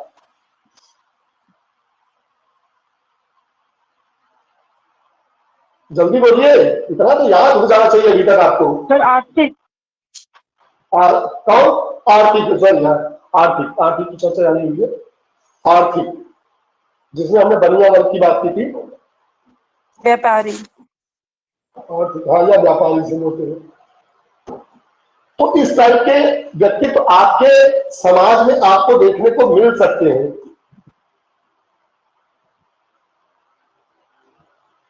ठीक है। तो व्यक्तित्व का वर्णन करते हुए उन्होंने भी उसी तरीके से, कुछ जिस तरीके से उन्होंने लिखा था उसी तरीके से इन्होंने भी व्याख्या की थी। बिल्कुल व्याख्या सही है, गलत नहीं है। एक प्रश्न में यूनिट 3 से दिया था, जो सुपरविजन वाला चैप्टर है, उस सुपरविजन वाले चैप्टर से एक प्रश्न में आपको दिया था और लिखा था प्रतियोगिता से आप क्या समझते हैं, लीग प्रतियोगिता का वर्णन कीजिए। 200 शब्दों में ये भी था, इंपॉर्टेंट प्रश्न था। हमने यहाँ पे प्रतियोगिता की चर्चा की है और इफिशिएंट लीग की चर्चा की है। प्रतियोगिता में इन्होंने लिखा जाएगा, प्रतियोगिता जो टूर्नामेंट होती है एक ऐसी खेल प्रतियोगिता होती है जिसमें विजेता घोषित करने के लिए खिलाड़ियों को टीमों के बीच मैचों की एक श्रृंखला आयोजित की जाती है, जिसका मुख्य उद्देश्य स्पर्धा के खिलाड़ियों के कौशल को परखना और सभी प्रदर्शन के आधार पर सर्वश्रेष्ठ विजेता घोषित करना। चलिए, प्रतियोगिता जो बताई, जो टूर्नामेंट होता है उसमें कुछ टीमों को मौका मिलता है खेलने के लिए और उसमें से वरीयता के आधार पर कुछ टीमों को विजेता बनने का मौका मिलता है। ये क्या होगा, ये हमारा है प्रतियोगिता है। आइए प्रतियोगिता की जो व्याख्या इन्होंने किस तरीके से की है उसकी चर्चा करते हैं। स्पेशल है जो चर्चा की बेटा वो किसकी थी? हाँ ठीक है, उसी का निष्कर्ष इन्होंने बताया, प्रतियोगिता का निष्कर्ष बताया है। निष्कर्ष परिणाम सभी टीमों को एक दूसरे के खिलाफ खेलने का बराबर मौका मिलता है, इसलिए अंत में विजेता उभर कर आता है, उसे ही सबसे योग्य व वास्तविक विजेता माना जाता है। अब लीग प्रतियोगिता के प्रकार की चर्चा की है। कुछ छूट तो नहीं है? अच्छा छूट गया था, इसीलिए तो नहीं लिखा। एक मिनट, वही मैं कह रहा कहां से पहुंच गए वहां पे। इन्होंने लीग, उसके बाद पहले जो प्रतियोगिता बताई, फिर ये लीग पे आए। लीग का क्या आएगा? लीग प्रतियोगिता जो टूर्नामेंट है। सर दो प्रकार के इंट्रा मोलर और एक्स्ट्रा मोलर, ये तो सर सारे टाइप हो गए। यस, ठीक है, इसीलिए हमने लीग जानबूझ के डाला, क्योंकि ये प्रश्न आपसे पूछने वाला था कि यदि प्रश्न में आए प्रतियोगिता किसे कहते हैं, टूर्नामेंट, अगर टूर्नामेंट के प्रकार की चर्चा हो तो आप क्या लिखेंगे? आप लोग अपने मन से बताएं, क्योंकि दोनों का प्रश्न लगभग मिलता जुलता सेम ही है। अगर प्रश्न पूछा जाता है व्हाट इज टूर्नामेंट और लास्ट में पूछा जाता है कि टाइप्स ऑफ टूर्नामेंट, तो आप क्या लिखेंगे? इंट्रामोरल एक्स्ट्रामोरल की चर्चा करेंगे या उसकी? सर अगर प्रकार पूछेगा तो दो प्रकार के।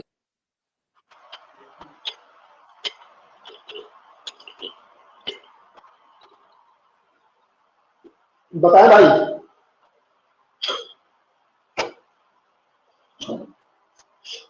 मैं जानता था यहाँ बहुत सारे लोग कंफ्यूज होंगे, इसीलिए अगर मैं प्रतियोगिता के प्रकार की चर्चा करता तो लोग इंट्रामोरल और एक्स्ट्रामोरल की तरफ तुरंत चले जाते, लेकिन हमने प्रतियोगिता पूछी और प्रतियोगिता के बाद तुरंत हमने लीग को दिया, ताकि लोग प्रतियोगिता को लीग से जोड़ लें। प्रतियोगिता का मतलब ये होता है द्वंद्व, एक दूसरे से जो द्वंद्वात्मक क्रिया है उसकी चर्चा।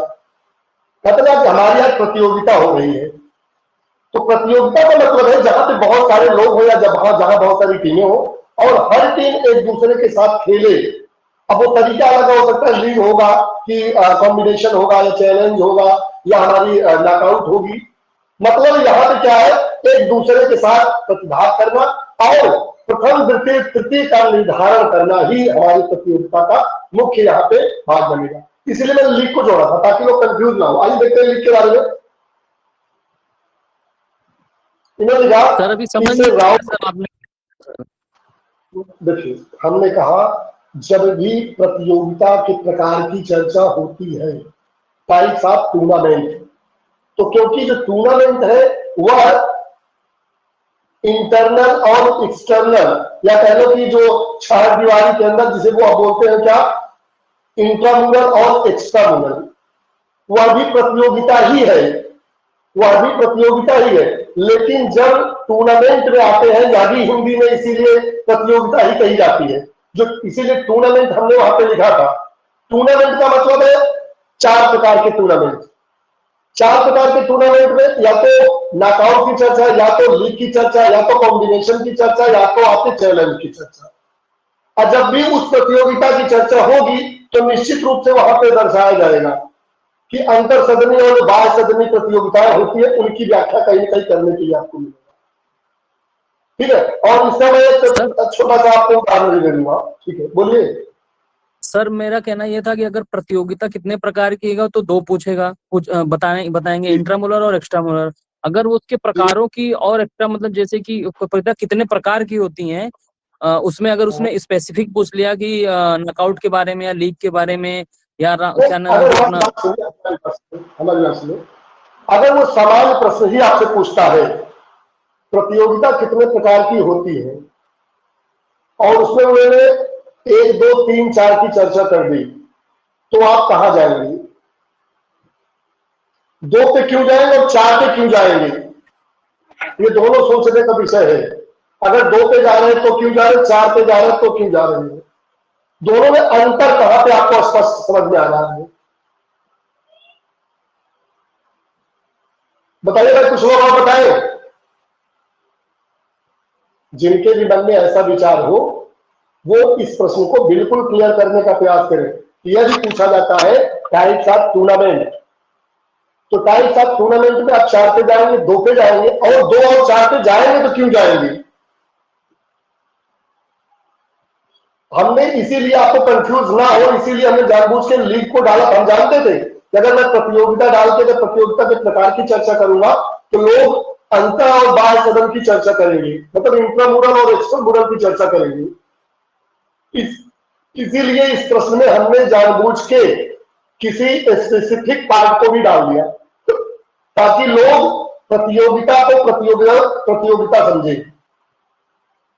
प्रतियोगिता में अगर फिक्सर की चर्चा हो गई, प्रतियोगिता में यदि फिक्सर डालने की चर्चा हुई तो वो 4 प्रकार की फिक्सर, 4 प्रकार से फिक्सर बनाए जाते हैं, या 4 प्रकार से प्रतियोगिता को क्या किए जाते हैं, संचालित किए जाते हैं। ये क्या है? ये फिक्सर बनाने की विधियां हैं। लेकिन सिर्फ अगर प्रतियोगिता की चर्चा होगी तो 2 टाइप्स की, वो कहां पे, इंट्रामुरल और एक्स्ट्रामुरल।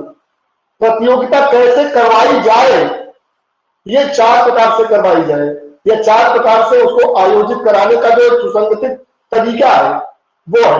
लेकिन प्रतियोगिता होती है अंतर सदनी, बाह्य सदनी, या इंट्रामुरल और एक्स्ट्रामुरल, तो 2 टाइप्स की होती है। चलो इनकी थोड़ा सा और कुछ स्पेसिफिक चीजें बता देंगे तो कंफ्यूजन दूर हो जाएगा। आइए इस प्रश्न को पूरा कर लिया जाए। पहले हमने क्या कहा बेटा?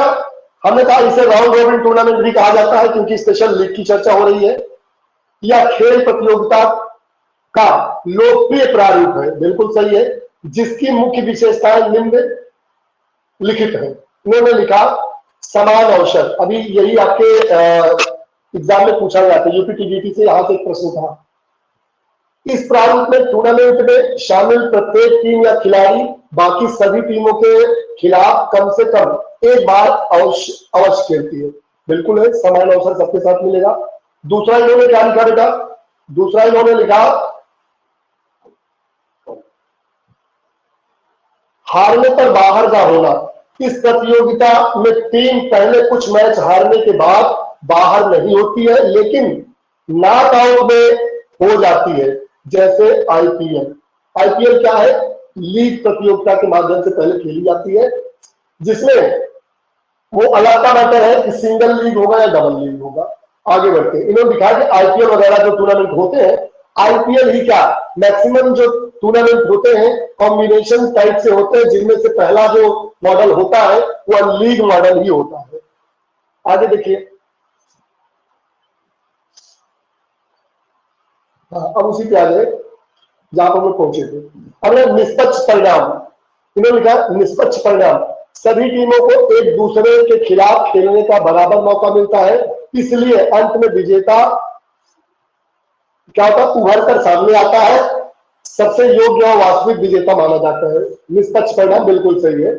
फिर लिखा कि प्रकार लीग प्रतियोगिता, क्योंकि लीग स्पेशल चल रहा है तो उन्होंने लीग की स्पेशल व्याख्या की है।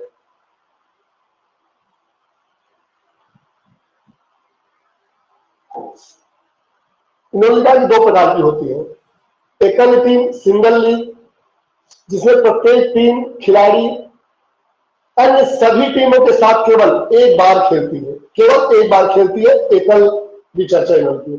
और इसी में और अच्छा बनाना था तो एकल जब आप लिखे थे तो थोड़ा सा उदाहरण भी डाल देते, और उदाहरण में आप यहाँ पे लिख देते जो फार्मूला है n-1/2, ये फार्मूला भी डाल देंगे तो और एकल हो जाएगा कि सिंगल लीग इस तरीके से खेला जाता है।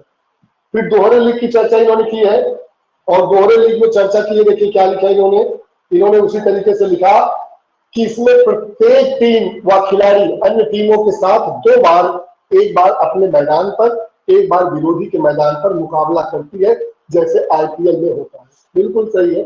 इसमें भी आप फार्मूला लिख देंगे तो थोड़ा सा आपका जो आंसर है और क्लियर हो जाएगा। सिर्फ क्या बेटा n-1/2 हट जाता है, इसका मतलब ये डबल का फार्मूला आपका तैयार हो गया। लीग प्रतियोगिता के लाभ इन्होंने लिखे हैं। लाभ में क्या देखा, हर टीम को समान अवसर मिलता है, बिल्कुल करेक्ट है। सर्वश्रेष्ठ टीम का चयन होता है, बिल्कुल करेक्ट है। खिलाड़ियों का अनुभव बढ़ता है, बिल्कुल करेक्ट है। अंक परिणामी स्पष्ट रहती है, ये भी ठीक है। अंक जो प्रणाली है वो पहले से डिसाइड कर ली जाती है कि किस विधि पे अंक प्रणाली चलेगी, ठीक है, तो वो भी क्लियर रहता है। लीग में जो हानियां होती है उनकी चर्चा देखिए, हानि और लाभ की चर्चा उनकी जो बहुत इंपॉर्टेंट है। समय की अधिक आवश्यकता होती है, बिल्कुल सही है। धन की अधिक खर्च होता है, जब ज्यादा दिन चलेगा ज्यादा धन खर्च होगा। कम रुचि हो जाती है, बिल्कुल करें, क्योंकि जब बार बार वही मैच चलता है तो लोगों की रुचि गिर जाती है। यार डेली तो वही हो रहा है, आईपीएल क्यों बंद होता जा रहा है लोगों के दिमाग से, क्योंकि डेली वही टीम एक दूसरे के साथ खेल रही है और मजा उनको मिलता है। डेली सोचते यार जो प्रेमी वही खेलेंगे, लेकिन अगर वनडे मैच हो रहा है तो ऐसे में या 2020 हो रहा है किसी भी देश के साथ, उनको लगता है आज परिणाम निकल आएगा तो वो हर मैच को देखते हैं, क्योंकि उसका इंटरेस्ट बना रहता है। मैच करवाने के लिए मैदान की अधिक आवश्यकता पड़ती है, ये भी ठीक है, बिल्कुल सारी चीजों में व्याख्या जो की है बिल्कुल सही व्याख्या की है। 5 क्वेश्चन आज हम लोग देखेंगे ना, ठीक है, 5 क्वेश्चन देखेंगे। कल दिन में क्लास हो जाएगी बल्कि, क्योंकि आज थोड़ा देर हम लोग डिस्टर्ब हुए और कुछ थोड़ा सा समस्या भी है, जिसे बोलते हैं कि पूरी तरीके से हम क्वाइट वेल नहीं है, मतलब फुलफिल नहीं है। क्वेश्चन नंबर 4 की चर्चा करते बेटा। इन्होंने क्या है, हमने प्रश्न पूछा श्वसन तंत्र जो रेस्पिरेटरी सिस्टम का संक्षिप्त वर्णन कीजिए 200 शब्दों में। श्वसन तंत्र के बारे में इन्होंने लिखा है कि मानव श्वसन तंत्र मुख्य, जो मानव का श्वसन तंत्र है, मुख्य कार्य शरीर की कोशिकाओं तक ऑक्सीजन पहुंचाना और उपापचय जो मेटाबॉलिज्म के दौरान बनी कार्बन डाइऑक्साइड को बाहर निकालने, इस तंत्र को नाक से लेकर फेफड़ों तक शामिल होते हैं, ठीक है। कुल मिला के इन्होंने आसान तरीके से बताया कि जो श्वसन तंत्र है सांस लेने का एक ऐसा माध्यम है जिससे क्या होता है बेटा, कार्बन डाइऑक्साइड और ऑक्सीजन को जो हमारी आवश्यकता के अनुसार निकालना और अंदर करने की जो क्रिया है उसको कहते हैं। और इसका जो प्रोसेस होता है अभी आगे बताएंगे कि 2 टाइप से होता है, जो श्वसन की जाती है 2 टाइप से की जाती है, लेकिन उन्होंने सामान्य तरीके से बताया कि जो तंत्र की बात की गई है उस तंत्र में जो श्वसन का तंत्र है वो नाक से शुरू होता है और सीधा करके हमारे लंग्स के एल्वियोलाई पे खत्म हो जाता है। चलिए आगे चर्चा करते हैं। तंत्र की बात हो रही है,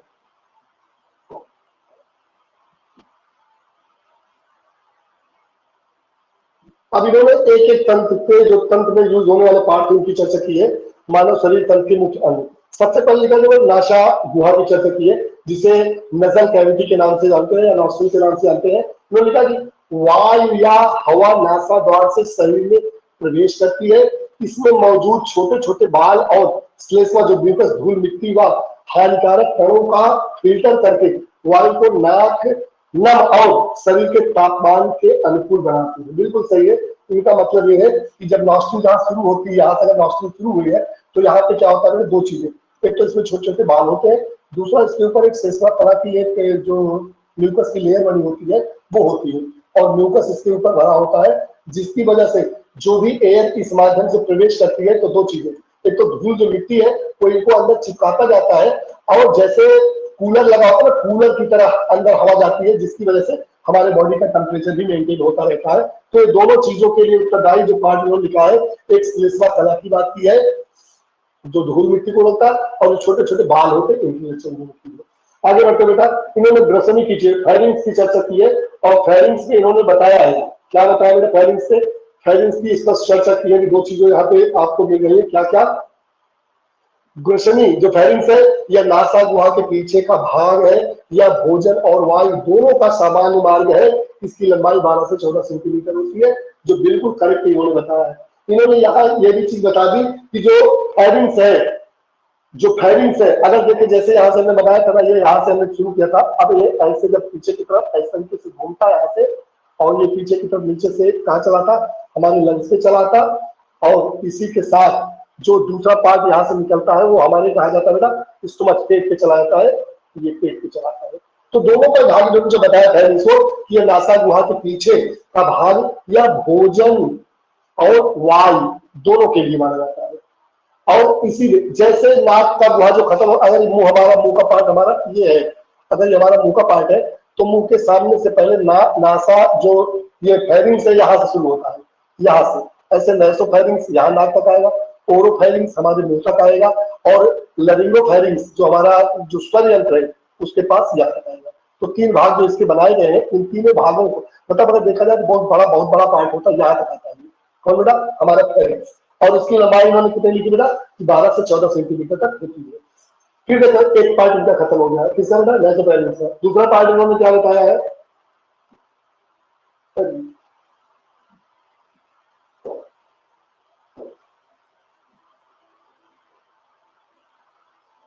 दूसरा पार्ट देखिए उन्होंने क्या बताया है? दूसरा पार्ट बताया बेटा लैरिंग्स के बारे में बताया है। ठीक है, अभी फायरिंग्स की चर्चा, अब लैरिंग्स इन्होंने चर्चा की है। लैरिंग्स इन्होंने बताया क्या? जो कंठ जिसे बोलते हैं स्वरयंत्र, इसे स्वरयंत्र या वॉइस बॉक्स भी कहा जाता है, जो आवाज उत्पन्न करने में मदद करता है। इसके ऊपर एपिग्लॉटिस, ये देखिए एपिग्लॉटिस नामक एक ढक्कन जैसी संरचना होती है, जो खाने के समय हमारे वायु मार्ग को क्या करता बेटा? अवरोध कर देता और बंद कर देता, ताकि अगर यहीं पे इसकी चर्चा की जाए तो जहां पे इन्होंने दिखाया था,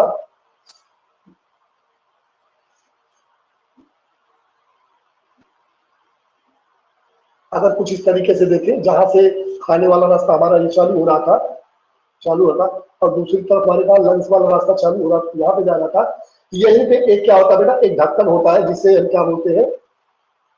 ऐसे एपिग्लॉटिस बोलते हैं, जो दोनों के ऊपर होता है। जब हम खाना खाने लगते हैं तो ये पूरी तरीके से ऐसे ऊपर की तरफ खुल जाता है और ये रास्ता क्लियर हो जाता है, खाने वाला रास्ता क्लियर हो जाता है। इसीलिए खाना खाते समय देखे होंगे कि सांस लेने में आपको दिक्कत होती है। ठीक है, और बाकी समय में ये क्या करता है? इस रास्ते को बंद रखता है और सांस वाले रास्ते को खोल देता है। ये वाला रास्ता पर्टिकुलर हर समय खुला रहता है। यह रास्ता बीच बीच में खुलता है जब खाना हम खाते हैं।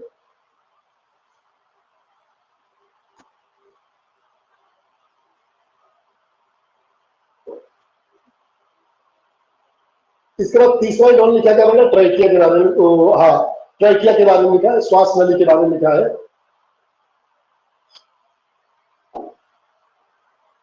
यह लगभग लंबी नली होती है जो गले से नीचे जाती है। सी आकार की पास जो कार्टिलेज होती है वाले जिसे रिंग्स होते हैं, जो इस इंद्रियों से बचाते हैं, इसे पिंड पाइप भी कहते हैं। ठीक है, तो विंड पाइप का इनका मतलब क्या है? इनका मतलब ये है कि जब ये आगे की तरफ हमारी वायु बढ़ती है, जहां से जैसे ही आता क्या, जो स्वर यंत्र है, स्वर यंत्र को जैसे ही पास करते हैं तो यहाँ पे जो आगे की तरफ ये रास्ता आगे की तरफ बढ़ रहा है, इससे क्या है? एक ऐसे सी आकार की कार्टिलेज या रिंग्स होती है, ऐसे ये रिंग्स होती है। और इसी रिंग्स को, ये जो इतना बड़ा पार्ट है यहाँ से यहाँ तक का जो भाग है, इसी को ट्रैकिया बोलते हैं। तो ट्रैकिया वाला पार्ट है, हमारे ट्रैकिया वाला पार्ट यही है। ठीक है, तो ट्रैकिया का ये पार्ट है और इसी ट्रैकिया के माध्यम से जो वायु है अंदर की तरफ प्रवेश करती है। इसीलिए गले में जब कभी आप दबाने का प्रयास करते हैं तो सीधी पाइप होती है, और अगर ये ना लगा होता, कार्टिलेज ना लगा होता, तो हो सकता है कोई भी गला दबाना चाहता तो तुरंत दब के आदमी मर जाता है। या कुछ हद तक इसकी सुरक्षा भी करती है कि इससे कोई आने वाला जो अवरोध है उसको ये रोक सके। आगे देखिए क्या रहेगा, वो लिखा है श्वास नली और श्वसनी और श्वसनिकाएं। इन्होंने ब्रोंकी एंड ब्रोंकियोल्स की चर्चा की है। श्वास नली बच्चे गुहा में पहुंचकर दो भागों में बढ़ जाती है, जिन्हें श्वसनी कहते हैं। फेफड़ों के अंदर जाकर ये पतली शाखाओं में बढ़ जाती है, ये श्वसनिकाएं ब्रोंक्स कहते हैं। इनका कहने का मतलब है जब यहाँ तक आती है तो ऐसे में दो भागों में बढ़ जाती है, यहाँ भी भले थोड़ी दूर तक लगे होते हैं। इसके बाद ये क्या है कि हमारे लंग्स हैं, दाहिना और जो बायां लंग्स है, उसकी चर्चा इन्होंने की है कि इसके अंदर जो ये दो रास्ते हमारे प्रवेश कर रहे हैं, दाहिने और बाएं, ये जो दो अलग अलग रास्ते हैं, इसे ही हम ब्रोंकी कहते हैं, श्वसनी कहते हैं। ब्रोंकी ये वाली है, ये ब्रोंकी है, ये ब्रोंकी है। और जैसे ही अंदर की तरफ प्रवेश करती है, ये ब्रोंकियोल्स में बदल जाती है या श्वसनिकाओं में बदल जाती है। फिर उन्होंने लास्ट में लिखा लंग्स के बारे में। मानव शरीर में एक जोड़ी दो फेफड़े होते हैं जो वक्ष गुहा कैविटी में स्थित होते हैं। ये स्पंज जैसी लचीले अंग होते हैं जो फुफ्फुस आवरण, जिसे प्लूरा मेम्ब्रेन बोलते हैं, फुफ्फुस आवरण में लिखा है।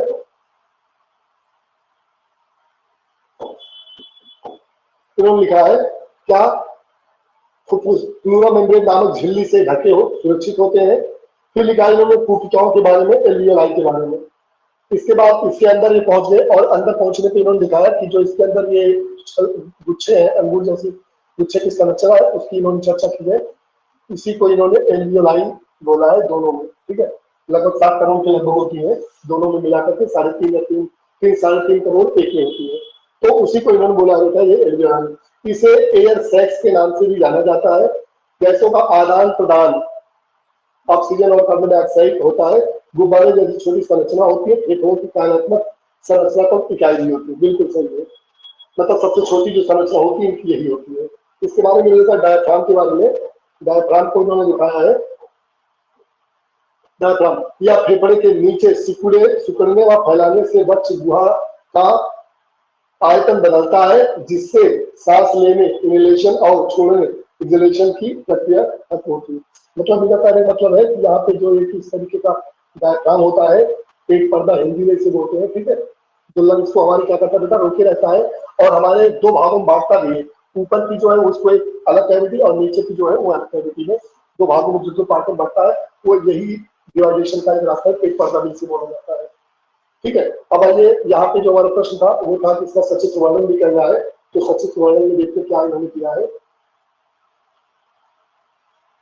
इन्होंने थोड़ा सा बताने का प्रयास किया है स्वास्थ्य के बारे में कि श्वसन प्रक्रिया की 2 प्रक्रियाएं होती है, एक अंतर श्वसन, एक बाह्य श्वसन।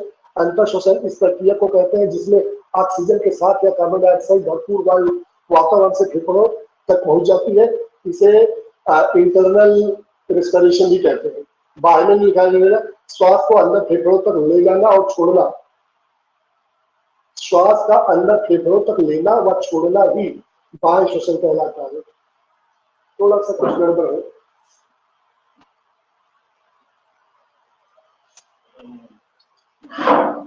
इन्होंने लिखा बेटा कि अंतर श्वसन उस प्रक्रिया को कहते हैं जिसमें ऑक्सीजन के साथ या ऑक्सीजन से भरपूर वायु वातावरण से फेफड़ों के भीतर ली जाती है। इसे ही अंतर श्वसन कहते हैं। बाह्य श्वसन की इन्होंने चर्चा की, श्वास का अंदर फेफड़ों तक लेना व छोड़ना ही एक्सटर्नल या बाह्य श्वसन कहलाता है। इसको थोड़ा सा अगर और अच्छे से डिफाइन कर देते तो थोड़ा और अच्छा लगने लगता जो देखने वाला है, क्योंकि यहाँ पे हमने श्वसन की संपूर्ण व्याख्या के लिए चर्चा की है, तो ऐसे पार्ट तो जरूर बड़ा होता जा रहा था। लेकिन अगर ग्राफ पे भी आप थोड़ा बता देते कि जो रेस्पिरेशन है उसको 2 भागों में बांटते आप। यहाँ लिखते बाह्य श्वसन और लिखते यहाँ पे अंतर श्वसन।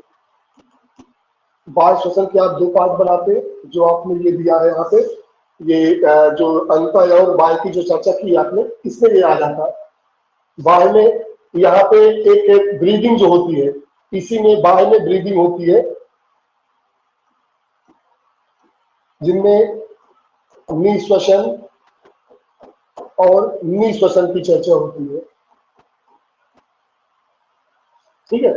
और जो अंतर श्वसन है इसी को सेलुलर रेस्पिरेशन बोलते हैं, सेलुलर रेस्पिरेशन। इसे ही हिंदी में कोशिकीय श्वसन कहते हैं, कोशिकीय श्वसन कहते हैं। यह जो बाह्य और अंदर की चर्चा हो रही है, ये अगर हमारे लंग्स हैं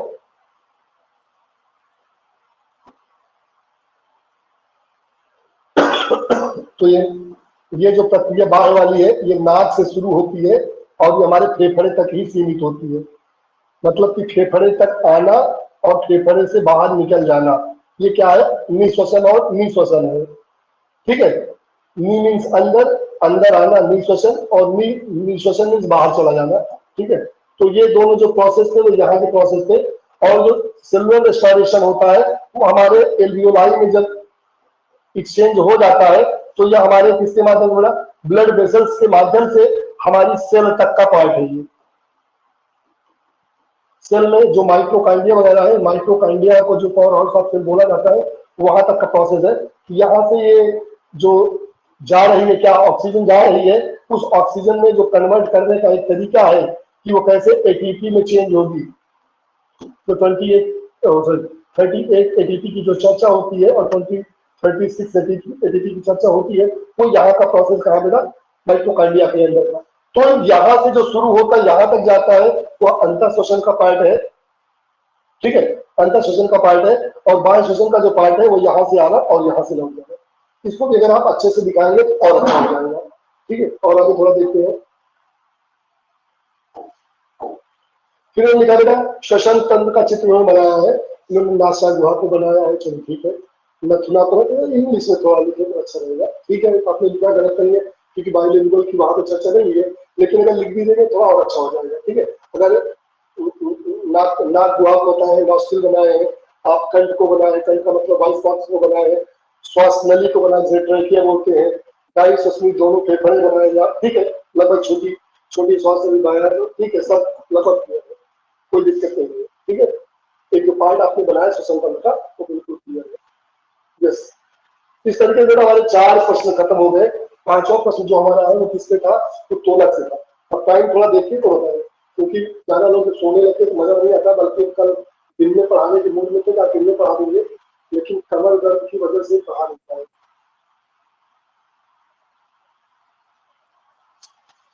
टाइम कितना हो गई? हेलो सर 10 हमें लग जाता है जब 10 के ऊपर घड़ी आपकी बोलती है तो मुझे लग जाता है कुछ दिक्कत हो रही है। ठीक है, तो एक चर्चा मैं आपसे कर दूं, क्योंकि ऐसे में हम लोग कल फिजियोलॉजी में आ जाएंगे। उत्तोलक की चर्चा कर दी है और उत्तोलक हम लोगों ने बहुत अच्छे से पढ़ा है। अब उसको आप कितना अच्छा लिख पाते हो आपके ऊपर डिपेंड करता है। दूसरी चर्चा हो गया, साइंस अलग है और साइंस के अलावा भी कुछ चीजें अलग है। आप लोग कितना विश्वास करते हो कि अगर एक होता है ना कि क्या बोलते हुक जाना, हुक जाना, हुक नहीं ना हुक जाना, हुक जाने को कुछ लोग जानते हैं कि नहीं? कमर में कहते हैं हुक गई है कि मतलब कुछ काम करते हैं अचानक से आपको एक रुकावट पैदा हो। जैसे हम लोग क्या करते हैं जब पढ़ते किससे आते हैं तो लंग्स पे, सॉरी हार्ट पे आते हैं, तो हार्ट थोड़ी देर के लिए विश्राम करता है और उस विश्राम की अवधि में हम क्या करते हैं, अपने आप को डिसबैलेंस कर देते हैं। अंगुली चले अचानक से हिल जाती है। कभी आपके साथ हुआ है कि नहीं?